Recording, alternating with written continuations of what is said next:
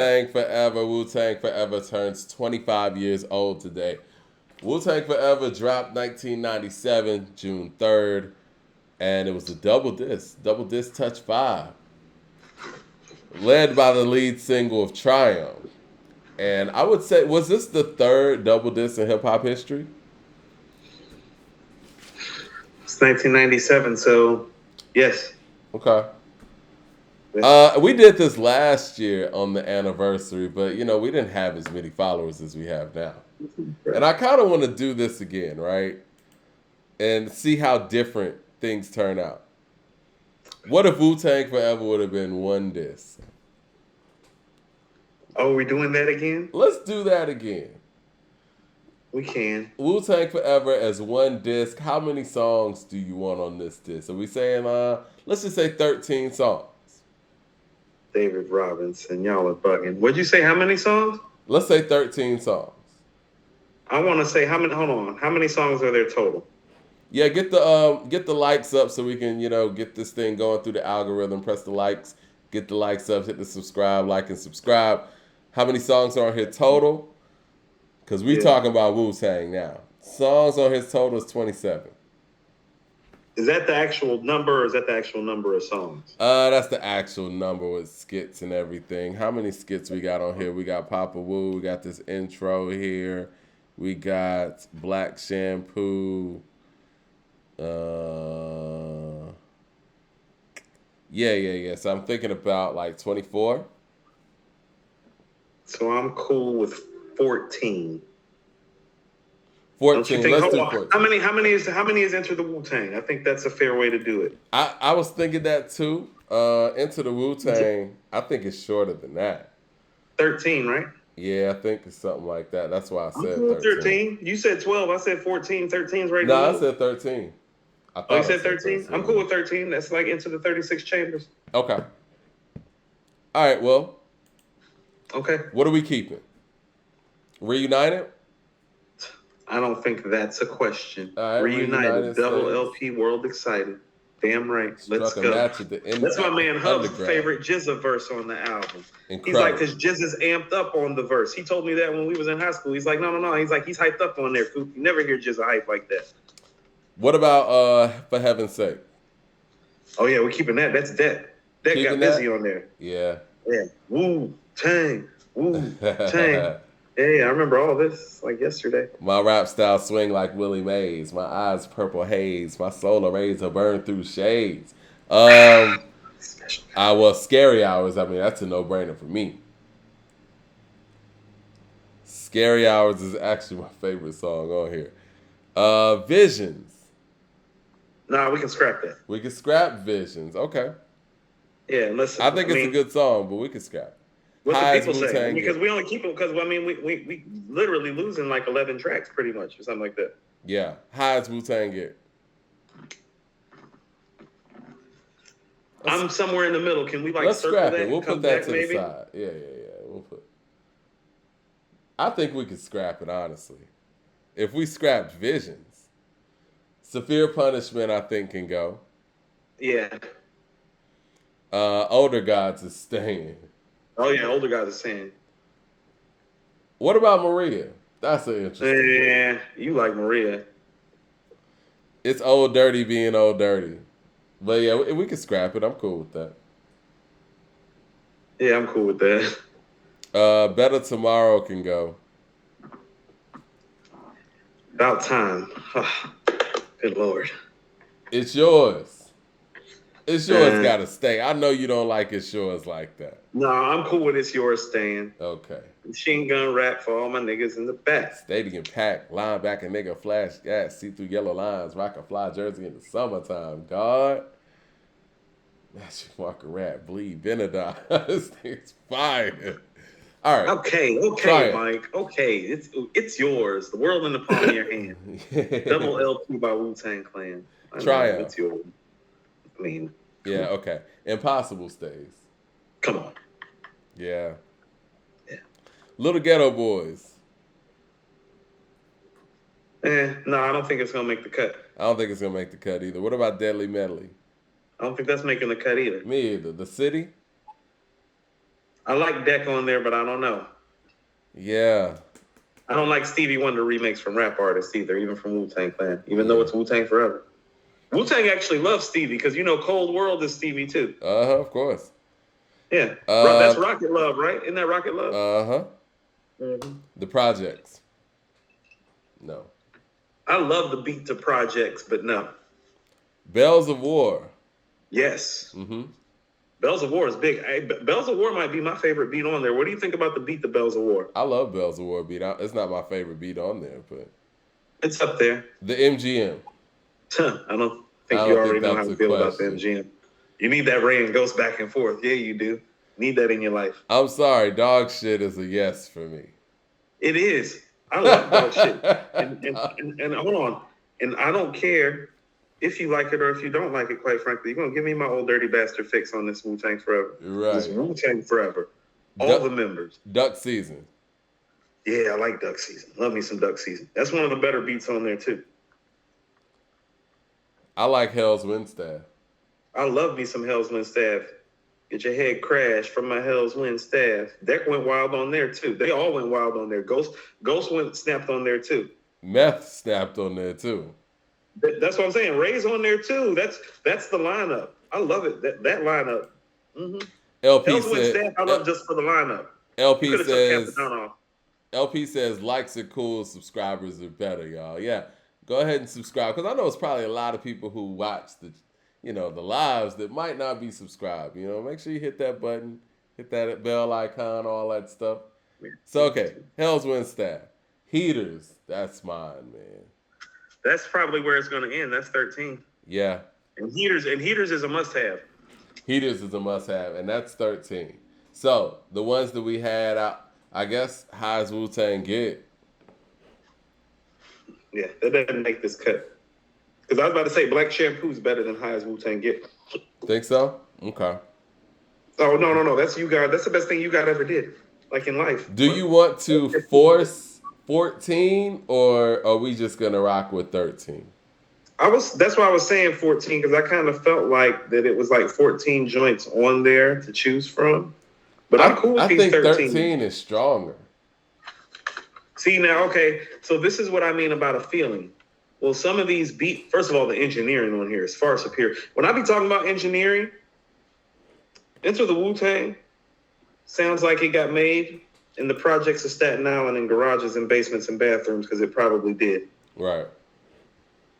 It shouldn't sound like that after you make money. That's how some of the projects be sounding in 2022. You're not Wu-Tang Clan. You don't live in Staten Island. You're not broke, and it's not motherfucking 1993. Right. So that's what I'm talking about when I'm talking about engineering. When I be hearing stuff that sounds like Into the Wu-Tang 36 Chambers, I'll be like, what are you doing? It's like, first of all, in order to, part of the pull off that they pulled off with that, they were really gritty. They were really hungry.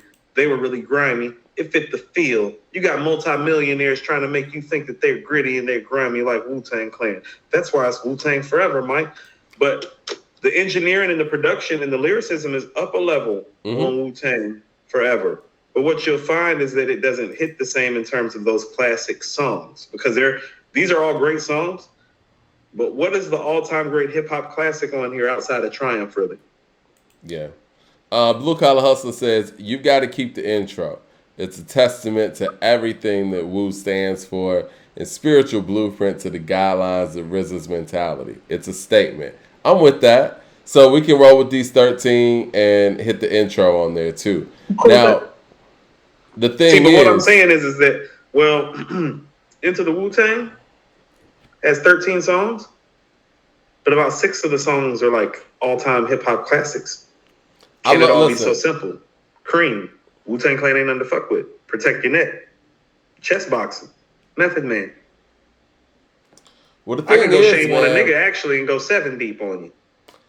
Thing is, man, like there's such a level to this project, and I think we picked the high level stuff, the 13 high level records on here, and it really wasn't too much of a fight for the stuff that we were gonna, cut off, which makes me think like, is this album a classic if it has that much excess, material on it? Well, what I would tell you is that, well, look at the songs that we picked and tell me who dominates on those songs, and that'll tell you a lot about how that should have rolled. Because what I see when I see these songs is I see four people. I see Deck, Meth, Ray, and Ghost. Okay, so just to be clear, I'm gonna go back to what we picked. We picked Reunited. We picked For Heaven's Sake. We picked Scary Hours, Older Gods, It's Yours, Triumph, Impossible, Bells of War, the MGM, Dog Shit, Duck Season, Hell's Wind Staff, and Heaters. We picked a lot from the second side. First side, not so much. First. Yeah, I mean. Are you still starting this album off of Reunited? I guess you have to, right? Yeah. Damn, I mean, it's hard to break up Reunited, Heaven's Sake, and Scary Hours. I like the way that whole thing flows. No, that's flawless. That's flawless. Yeah. Like, how about this? The start off. So disc 1 is actually as good as the start off as is to Enter the Wu-Tang, if not better, actually. Yeah. Yeah. Yeah, the start off is real, real heavy. Yeah, I'm trying to put these in order in my head. I'm down with going out with Heaters. Heaters should be the closer. Yeah. Hey, I'll tell you what, just to shake it up, I would move Dog Shit up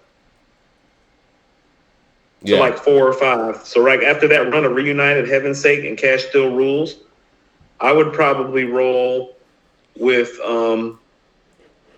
Impossible and then Dog Shit. What's your favorite song on Wu-Tang Forever? It's between... Always go by what... See, it's different. You know, I mean, when you get older, it's different. So I gauge it by what I play the most. As in the stuff that comes on the most, that I don't skip over it. Like, oh, I don't want to hear that today. And the records that I have played the most over the duration of the time, when they come on and when it cycles through, is Cash Still Rules, Scary Hours, Bells of War, the MGM, and Heaters. Those are the 4 that have cycled the most, so that's where I would probably go. Okay.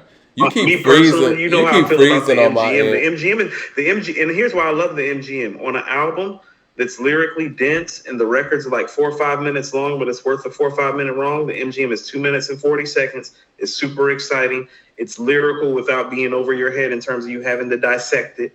You know? Coop, you keep freezing on my end. I mean, I hear you clearly, but, you know, the camera just keeps, like, stopping. Can you hang up and hit me right back? Yeah, bet that. All right, cool. Jay Short says, I think the album is a textbook 4.5 mics. What did the source give it back in the day? Maybe Coop knows. I hate that I actually got him offline when I said that. What's y'all favorite song on Wu-Tang Forever? Because I want to know. I think for me, it's definitely Scary Hours without thinking, but I do love the way Reunited starts, but I'm going Scary Hours number 1. I'm going Older Gods 2. I think that's Coop. There he is. Let's see. Let me see if things are a little bit clearer now. Yeah. You're good. You're in motion now. Jay Short says that he says it's like a 4.5 album. 4.5 mic album. That's how I felt about it when it came out. What did it get when it came out, and what would you give it now? Just being able to they refused to rate it. They suckered their way out of rating it. You don't remember that? That's what they did. You're right. I remember that now. Yeah, because they knew that it wasn't a 5 mic album. But here's the thing about it. They knew that they couldn't give it a 4.5 because guess what they did? They had already messed up and given the first one a 4.5 instead of a 5. So they couldn't give this a 4.5. They would have given it a 4. That would have sent people into a frenzy because guess what that would have meant? Y'all telling me that this is on the same level as Iron Man and Liquid Swords, which we know that y'all just got wrong. The Purple Tape, which y'all just got wrong. Into the Wu-Tang, that y'all like they'd already gotten it wrong so many times, specifically with this group, that they absolved themselves from the claim. I guess it's fair with everything that's in it and as lyrically dense as it is, because I've always said this too. Like, I think that Only Built for Cuban Links might be the most lyrical rap album I've ever heard. But this one might be the most lyrically dense. It's like some great verses in songs that you don't even really listen to like that.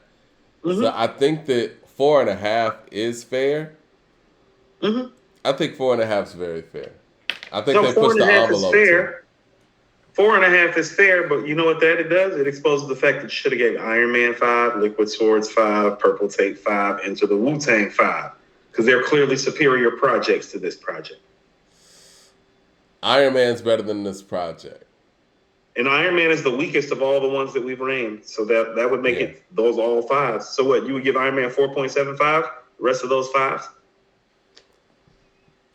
I think Iron Man's a 4.5. And not all 4.5s are created equal. I think that it's tough. When you say that, okay, so here's why Iron Man is a classic to me. It's like, well, name the bad song on Iron Man. No, you're right. Iron Man's a better album than this album. Iron Man's a better album. Like, how can you give something that has no skips a 4.5 and something that like half of it is kind of skippable at times, depending on what you want to hear, a pass and give it the same rating? That's what I mean. I'm saying that respectfully, like trying to like gauge it properly. No, you're right. I guess because there's no in between. I just don't think that Iron Man's a 4.75. You know what? If we're going by that, Iron Man's 4.5, then this is probably a 4.25. Iron Man flows better, and Iron Man has more. I don't know. I think this one might have more highlight moments, though. This has more highlight moments than Iron Man, no doubt. Yeah. Like the 4.5 is split in hairs because this has more highlights, but it doesn't play as a full-length player the way Iron Man does. But it's and a double disc, though. And I'll tell you what, it's more lyrically dense than Iron Man, but this is what I mean about Ray and Ghost. Ray and Ghost are exciting. They're more highlight moments on Wu-Tang Forever, but Iron Man's more exciting. Like Daytona 500, Iron Maiden, Fish, Assassination Day, 260, Winter Wars, again, Box in Hand. Mm-hmm. After the Smoke is Clear. No. Actually, no, Mike. I'm not with you. That shit is 5. No. I'm naming these songs. I'm like, no, these are bangers. I don't think Iron Man's 5. The weakest songs on Iron Man might be Wildflower, and Faster Blade. Yeah. I think Supreme Clientele is 5. Supreme Clientele is 5. You have to give it to 5. How about this? Hold on. Supreme Clientele is better than Wu-Tang Forever. Hands down. Supreme Clientele is better than Wu-Tang Forever. It's not even a conversation. Supreme Clientele right now is the album of 2000 to 2020 damn near, right? Yeah. I mean, think about this. Pitchfork gave Supreme Clientele a 10, Mike. Pitchfork. That's how brilliant Supreme Clientele is. Even Pitchfork couldn't fuck it up. Blue Collar Hustler says, in your opinion, Coop, why did the Source get it wrong so many times with their Wu-Tang ratings? You would think that they would love to anoint Wu. It's very problematic. That's what it is. Why do you think so? I don't know. I do not have one clear answer. Because think about this. No other publication has to do with their buzz and their ascension more than this publication. Like, it's lockstep, hand in hand. They're coming right around. Matter of fact, their album is coming out right around the time when the Source is making their ascension. Think about this. Like, Illmatic and Ready to Die are literally only 6 months after this album. Midnight Marauders, like all this stuff. This is part of where they... I have a theory. Not to interrupt you. I just want to finish my train of thought. I think Wu-Tang was so forward thinking that they just didn't totally get it. They probably felt it, but they probably just couldn't contextualize it and break it down and analyze what they were hearing to the point where they could rate it properly. You know what I mean? This is some different shit. Somebody said in the chat, fish scale is cracked too. I love me some fish scale. Some Ragu, some Ray and Ghost United, the champ. Yeah. 9 Milli Brothers, the Wu-Tang posse cut. Ghost does the best Wu-Tang posse cuts. I told you, Shaky Dog, you look paranoid. That's why I can't jokes with you. Why? Why you behind me, Leary? Shaky Dog stuttering. When you got the bigger cook on you, you a crazy motherfucker. Small hoodie dude. You on some Curly Mo Larry shit.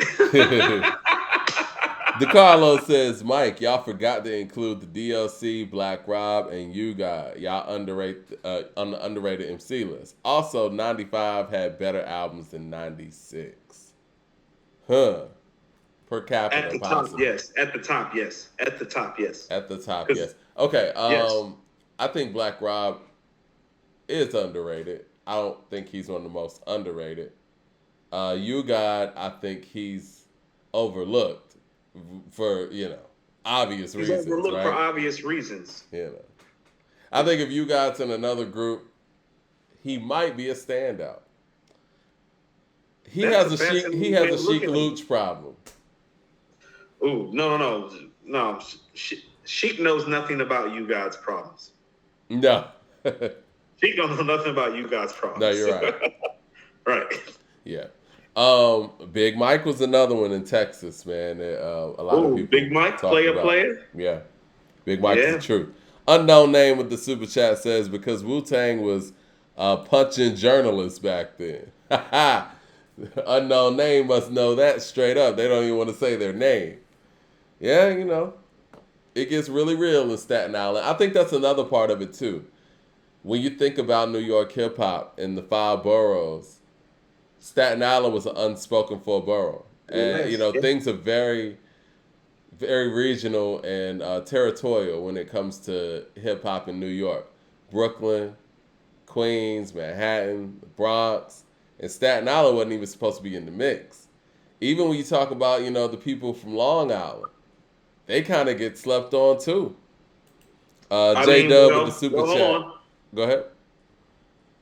Well, Rakim is from Wyandanch, Long Island. So I'm just saying, that's early on. You know what I mean? Okay. I'm talking about when things got going. And so is Chuck. MC? Chuck's from Long Island too, Chuck D. Hold on. Long Island got Rakim and Chuck?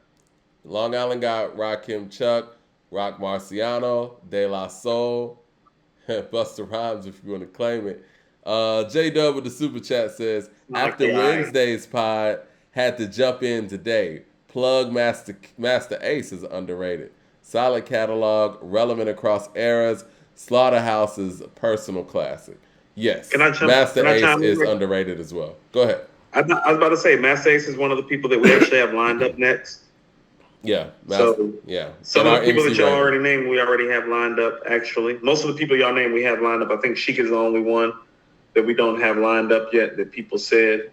Sheik and You God. We didn't have Sheik and You God lined up yet, but we're only we only do this about 10 to 25 MCs in advance. So it's like we kind of make the list pretty much as y'all give us stuff. So it's like Sheik, You God, and also too, I want people to understand is it's like, well, not everybody's gonna make this list. We're not rating every damn rapper that ever lived. That's not happening either.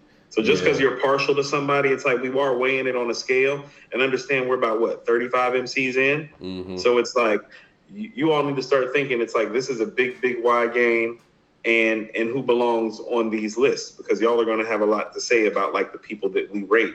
Yeah, definitely. DeCarlo says Joe Budden is underrated too. I agree with that. I just saw somebody say Prodigy. They're right. Prodigy's from Hempstead. He got invited to QB. So Long Island got Prodigy, Rakim, Chuck D, and De La Soul. You say? Also, Freddie Fox. I was gonna call him Bumpy Knuckles. That's right. Right, him and Rakim. Right. So I think Joe Budden is underrated too. When Wu-Tang's popping up out of Staten Island, they're last to the party. Yeah. So that could have something to do with it. That's probably what affected the ratings because they're probably like, oh man, these guys can't be better than the guys from Queens and from Brooklyn and from Uptown and from Long Island. And it's like, yeah, they are. Those guys are crazy. Straight up better than all of them. I mean, honestly, man, I'm going to keep it real. Like, if Wu-Tang was from a whole nother region, they could possibly be the top 5 in that region, be represented in the Wu-Tang. In 1993, Mike? Yeah, they're pretty tough. Let's just say Wu-Tang was from Georgia somehow. No, like, if you put them literally anywhere, but I think in, like, L.A. in 1993, because Cube and Snoop are, like, right there, and Pop, so it's like you can't put them in L.A., but if you literally put them in any other city, it's like, yeah, they're pretty much taking your top 5. In 1993? Well, put Tupac and Cube in the Wu-Tang. Where are you rating them as, MC dominance? In 1993? Put Snoop in the Wu-Tang. You don't want to do that? Let's not do that. Mad Max says Staten Island don't even get recognized as a borough. Well, I mean, it's not technically, but it's in the New York area. Up here, NY politics, we really be territorial. Yeah. Oh, EPMD too. Thank you. Somebody said EPMD. Yeah. EPMD's Long Island too. Jay Short says, maybe not as a lyricist, but DJ Quick with impact. Paige says, what do you guys think about organized confusion? Pharaoh Munch, internal affairs, and Twista adrenaline rushes. Underrated. I think Pharaoh Munch is underrated. I think Twista's a difficult one because I think he gets his props. But I could see him being underrated to an extent. You know what? I'm going to say this. And I probably never said this before. Thinking about it, Twista's feature on Do or Die's Po Pimpin' might be one of the greatest features ever. One of the best features ever. Yeah, that's same thing with that Big shit, Pimpin'. That's what I'm trying to say. honestly, that made the song, to be honest. When I heard him, I was like, what group is this now? I thought he was in the group. Mm-hmm. And that made me really go check for the group and everything else they were doing because of his last verse. And that last verse is incredible. That last verse had Bone Thugs and Harmony on his toes, respectfully. Unknown Name says, Tragedy Gaddafi, underrated. Like Face, no bad songs. Yeah, he got, like Scarface has no bad songs. Yeah, Tragedy Gaddafi was crazy. Mm-hmm. His wave was incredible. But yeah. Tragedy helped inspire Nas. Yeah. Yeah, like that's where some of Nas' early style come from. Yeah, that's underrated stuff. You know what I'm saying? Shiesta 30 says stuff when you're influencing Nas. Yeah. Shiesta 30 says the Admiral was no joke. I agree with you. We're not going to get back on that because we'll never get back to where we need to go. Mad Max says, no. He was a joke when he played a king when it mattered. Stop it, man. Stop. We're not going to disrespect the Admiral, man. Not after Memorial Day, man. Mad Max says Yonkers, Mount Vernon gets overlooked up here. If you're not from BX, Brooklyn, Harlem, or Queens, they downplay you. I think that could have been some of the issue that Wu-Tang was facing when it came to the source ratings. No. But here's what I'm saying. Okay, so I can understand that for each of the Wu-Tang. And I even feel like if you want to give both to Cal and Return to the 36 Chambers fours, I can even respect that. But the 4.5 for the Purple Tape and the 4 for Liquid Swords, no, that's egregious. And you've had 2 years to hear and to get settled in and reacquainted to who's running this rap shit, and it was them. Yeah, that was 95. There's no excuse for the Purple Tape, to be honest. And let me tell you what's even crazy. Do you know that while they're writing the Liquid Swords article, they're literally saying, this is a cemented moment in hip-hop history. And I'm thinking, well, why the fuck you keep handing them 4 mics and 4.5 mics then if it's so cemented? Why don't you give them what they deserve? That sounds political, to be honest. It sounds political as... That's what I mean. It's like, how you going to listen to the Purple Tape and Liquid Swords and hear 4.5 and 4? It's like a 5.